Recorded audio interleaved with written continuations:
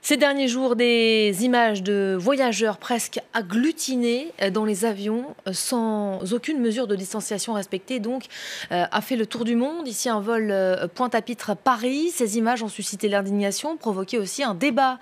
Faut-il ou non respecter les gestes barrières à bord de ces avions? Eh bien, l'Association internationale du transport vient de mettre fin à ces interrogations. Cette dernière a estimé dans un communiqué que les compagnies aériennes s'opposaient fortement à une distanciation physique au motif que la mesure pourrait faire grimper le prix des billets de plus de 50%. Les explications de Julia Siger.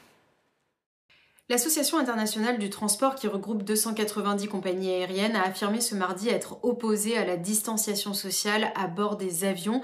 Elles estiment que ça aura un impact direct sur le prix des billets d'avion. Il était question dans un premier temps de demander aux compagnies aériennes de laisser le siège du milieu vide pour permettre cette distanciation sociale, mais ça ferait baisser le taux de remplissage maximum d'un avion à 62%, ce qui est bien loin du seuil de rentabilité d'un vol qui est de 77%. Et du coup, ça ferait augmenter le prix des billets d'avion de plus de 50%. Et surtout, ça ne permettrait aux compagnies aériennes de couvrir que le coût opérationnel du vol. Les compagnies aériennes de cette association affirment également qu'il n'y a pas plus de chances de contracter le Covid-19 à bord d'un avion qu'ailleurs.